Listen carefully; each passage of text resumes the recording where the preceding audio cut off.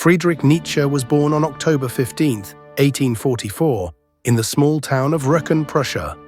His father, Karl Ludwig Nietzsche, was a Lutheran pastor, and his mother, Franziska Nietzsche, was a pious and devoted woman. Friedrich was the couple's firstborn and experienced a childhood marked by loss, as his father died when he was just 5 years old.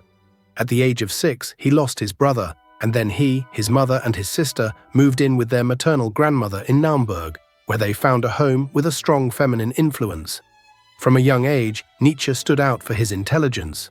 During his childhood, he attended a local school before enrolling in the prestigious Institut von Forta, the leading Protestant boarding school in Germany, where he received a classical and rigorous education, including the study of languages such as Greek, Latin, Hebrew, and French.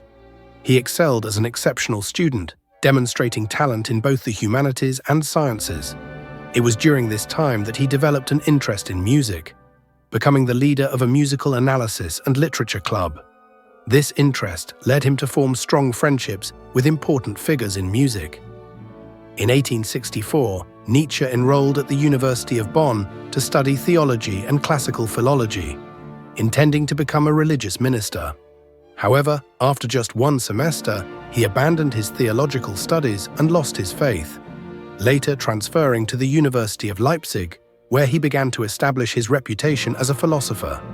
It was there that he met the renowned philologist Friedrich Wilhelm Rittel, who became his mentor and profoundly influenced his thinking and philosophical approach.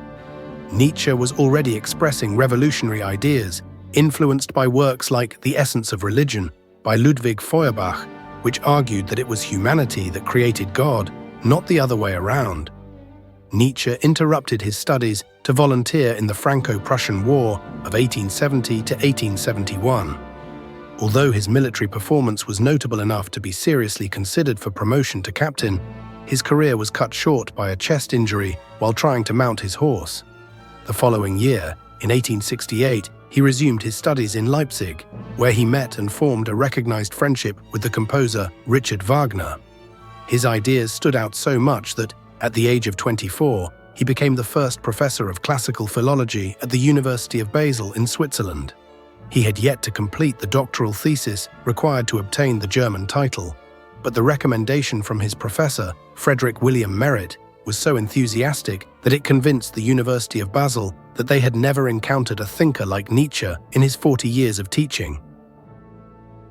The University of Leipzig then awarded him the title, and he took up the position in Switzerland. Within a year, he was promoted to a permanent ordinary professor.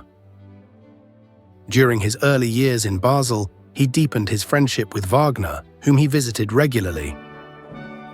A second military engagement during the Franco-Prussian War left him with severe health issues, contracting diphtheria and dysentery, and there are speculations that he contracted syphilis after visiting a brothel.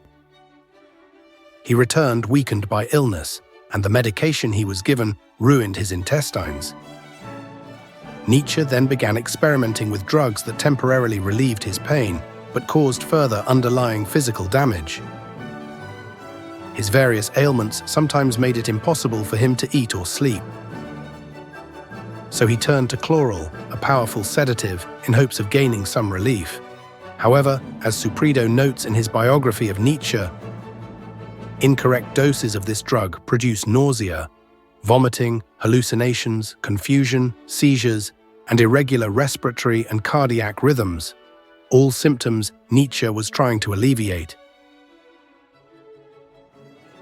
In December 1875, Nietzsche wrote a letter to Erwin Rohde reporting that his physical condition and illnesses were worsening and increasingly affecting his sanity. Every 2 or 3 weeks, I spend about 36 hours in bed in real torment. This winter is the worst I've ever experienced.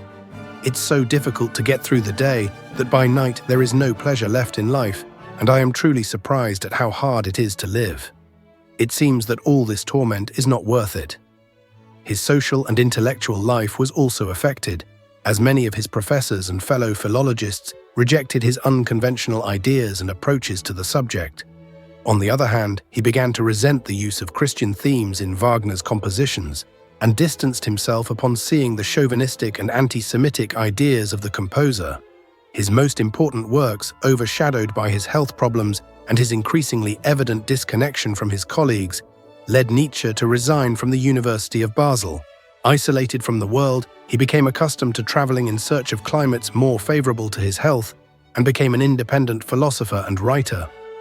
Between 1878 and 1889, the focus of his life and the most interesting aspect of it was his prolific output, among which stand out Thus Spoke Zarathustra, considered his masterpiece, published in 4 parts between 1883 and 1885, in a narrative style similar to the Bible, which develops the central ideas of his philosophy. Human, All Too Human, which covers themes ranging from metaphysics to religion. On the Genealogy of Morals, published in 1887, explores various essays investigating concepts related to morality. The evolution of moral concepts, especially those related to Christianity and Judaism. The Twilight of the Idols, in 12 sections, critiques German culture at the time, which he considered decadent, nihilistic, and lacking sophistication. In this work, his position on the re-evaluation of values stands out. The Antichrist, originally written in 1888, was published 7 years later, in 1895. In this work, the philosopher delves into his critique of modernity and its superficiality, rejecting cowardly peace and ideas of tolerance and resignation. It is in this work that he develops his idea of critique and re-evaluation of values, considering Christianity more as a predominant moral system in the West than as a religion, viewing it as unnatural. In 1881, 8 years before his final break, Nietzsche wrote a letter to a friend with the following message: "Sometimes a premonition crosses my mind that I am truly living a very dangerous life, as I am one of those machines that can explode." By 1888, Nietzsche was staying in Turin as a guest in the home of a prominent family, and it was during this time that his behavior took a fatal turn. In late November, while walking the streets, Nietzsche reported an increasing difficulty in controlling his intense fits of joy. "My face was making continuous grimaces to try to control my extreme pleasure, including, for 10 minutes, the grimace of tears." Throughout December, his letters were no longer signed with the name Friedrich Nietzsche, but with names like Dionysius Nietzsche, Caesar, or simply the Crucified. During the period between Christmas and New Year, guests at the house where Nietzsche was staying reported that for 3 days and nights he remained locked in his room, naked, improvising on the piano and dancing like a wild man possessed, in what appeared to be an individual recreation of a Dionysian festival. On January 3, 1889, the great German philosopher Friedrich Nietzsche went mad. Nietzsche's mental collapse occurred while he was in Turin, Italy. Witnesses reported that he saw a coachman whip a horse and ran to the animal, embracing it and crying, before collapsing. This event is often pointed to as his entry into madness. Nietzsche was admitted to a sanatorium in Jena, where he went through periods of lucidity and delirium. On January 7, 1889, Franz Overbeck, a close friend of Nietzsche, arrived in Turin to take him home. Days later, Overbeck reported that Nietzsche was entirely in his disturbed world, from which, in my presence, he never again emerged with clarity about who I and other people were. He was in darkness about himself at all times, with more intense bouts of singing and banging on the piano. He would utter fragments of the world of thought that he had recently inhabited. Sometimes, in a whisper, he would produce phrases of wonderful brightness, but he also uttered terrible things about himself, such as successor to the now dead God. The entire performance was continuously punctuated at the piano. A year later, Peter Gast, a friend of Nietzsche, visited him and wrote the following: "He did not seem very ill. I believe Nietzsche would be equally grateful to his rescuers as someone who jumped into the water to drown and was pulled out by some idiot from the Coast Guard. I have seen Nietzsche in states where he seemed horrible, as if he were pretending to be insane, as if he were happy to have ended up this way." Nietzsche never recovered and spent the last 11 years of his life in complete mental darkness. After being institutionalized, Nietzsche moved to Hamburg under the care of his mother. Following her death in 1897, he was taken to Weimar, where he was cared for by his sister. He spent his final days between these two German cities and died in 1900. Due to Nietzsche's disdain for anti-Semitism, after his death, he was long associated with Adolf Hitler and Nazi ideas. His sister Elizabeth was responsible for this serious confusion, initiated by her own manipulation of the philosopher's works. Elizabeth married Bernhard Führer, a known chauvinist and anti-Semite who committed suicide in 1889, the same year that Nietzsche experienced his nervous breakdown. After caring for her brother until his death, Elizabeth exerted tight control over his works and legacy. Filled with ambition and a firm intention to impose her ideas, she produced collections of Nietzsche's works, using discarded notes, loose papers, and even forging ideas to create unpublished works and publish them after his death. For years, Elizabeth manipulated her brother's words, which were also appropriated by the Nazi Germans. The ideas of the Übermensch, Superman, and the will to power were linked to racial superiority, an area defended by the German National Socialist Party. His ideas were used to justify the totalitarianism and militarism of Adolf Hitler's regime, which came to power through elections but ultimately exercised its power in an absolute and brutal manner over Germany and the rest of Europe. These manipulations led Nietzsche to be considered racist, nationalist, and a German supremacist. Despite his works being laden with a clear repudiation of nationalism and a strong critique of German identity, Nietzsche's image began to be corrected half a century later, when his work received more appreciation. The philosopher Bertrand Russell made a timid defense of Nietzsche in 1946, in his work A History of Western Philosophy. Russell clarified that Nietzsche shows no signs of being racist or nationalist in his texts. However, he made a drastic interpretation of Nietzschean ethics, indicating that the winners of war and their descendants are generally biologically superior to the conquered, and thus it is desirable for them to maintain power. This idea contributed to Nietzsche's bad reputation among a generation of English readers, associated with a striking phrase from Russell: "I do not like Nietzsche because he enjoys contemplating pain, because the men he admires most are conquerors whose glory lies in their intelligence in causing the death of other men." It took more than 20 years after Russell's work to reconstruct and re-signify Nietzsche's legacy in the Western world. Although Nietzsche's works were not well received by many readers during his lifetime, today his books are widely known and respected. He is considered the intellectual heir of William Blake and a strong influence on many great thinkers, artists, philosophers, writers, poets, and composers, including Rainer Maria Rilke, Jack London, Thomas Mann, Hermann Hesse, Max Horkheimer, Theodor Adorno, Jean-Paul Sartre, Albert Camus, Ayn Rand, Michel Foucault, and Carl Jung. His most famous quotes, over 120 years after his death, are still repeated and highlighted today. Some of the most well-known and symbolic of his work include, "I cannot believe in a God who wants to be praised all the time. God is dead. The real world is much smaller than the world of imagination. Every conviction is a prison. The individual has always struggled not to be absorbed by the tribe, but no price is too high for the privilege of being oneself. Every fearful person does not know what it is to be alone.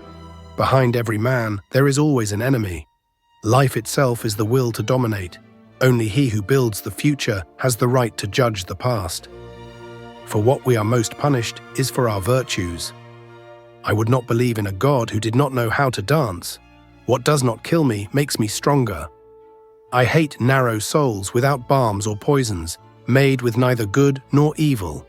Although it took decades, Nietzsche's reputation was restored and his contributions recognized worldwide.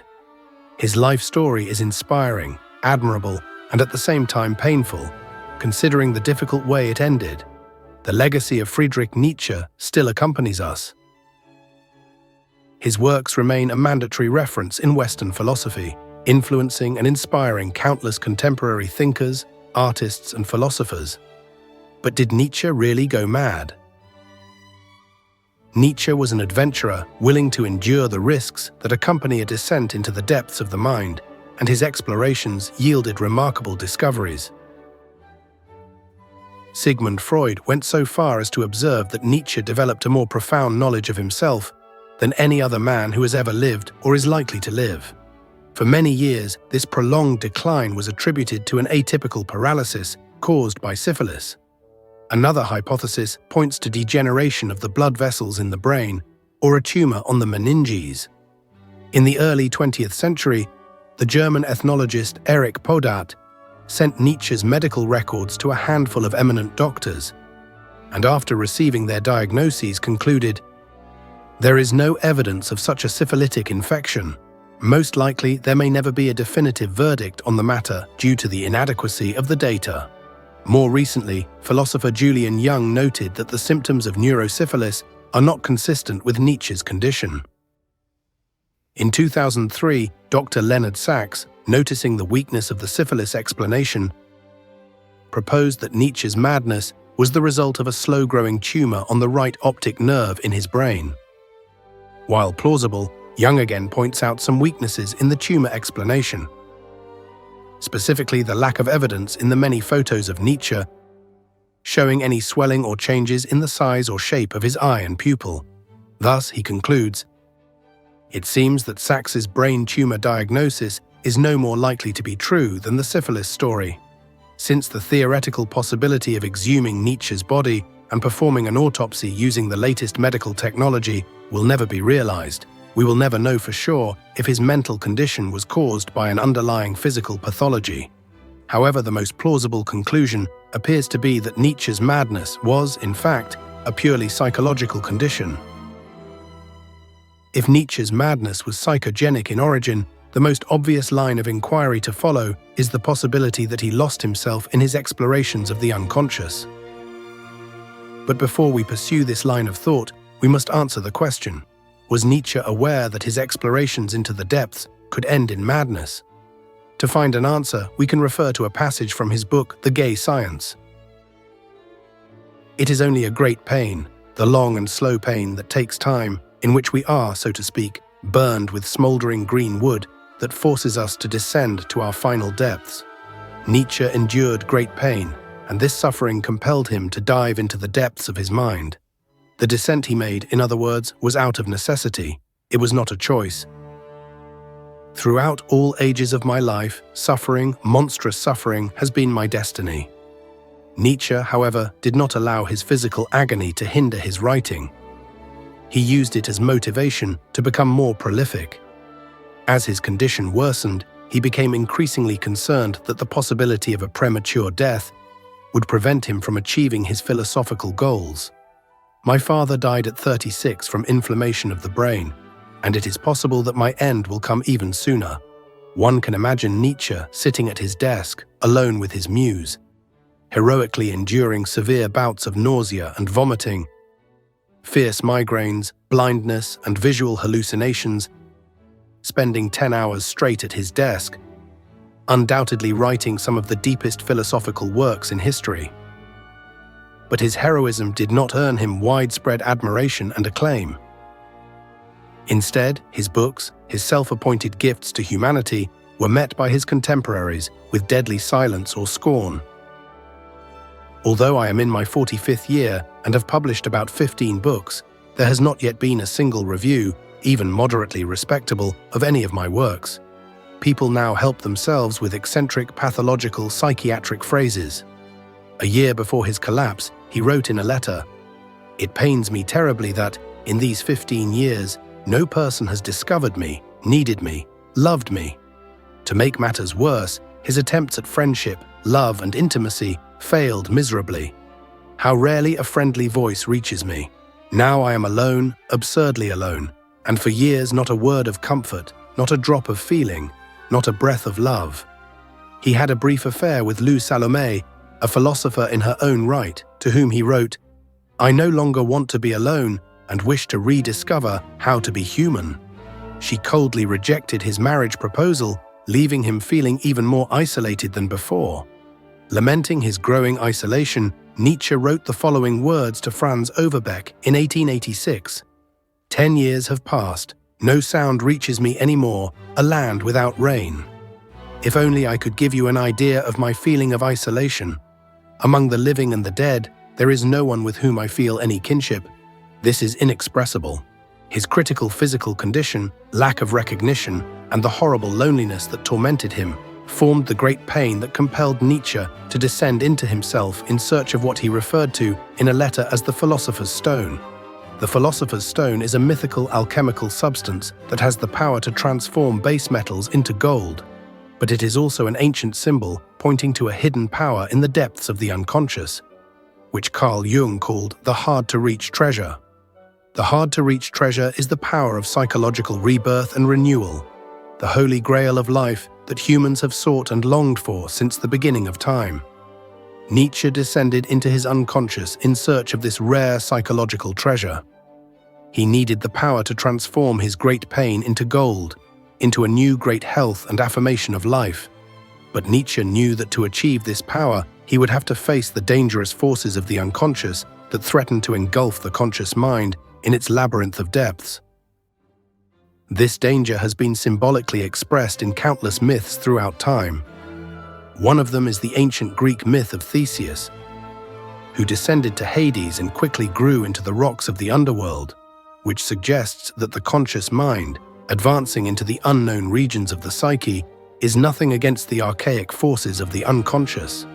But Nietzsche also knew that if he failed to find the treasure of rebirth and renewal in the depths of his unconscious, his great pain would drive him to madness. The danger surrounded him on all sides.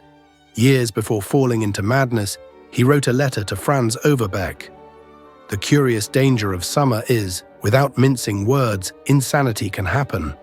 For something I never thought possible in my case, that I should become mentally disturbed.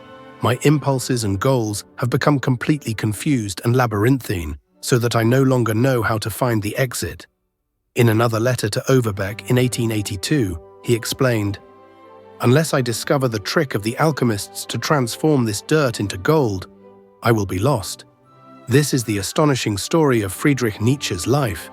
Did he lose himself in his descent into the depths, or did he indeed find the hard-to-reach treasure and feign madness?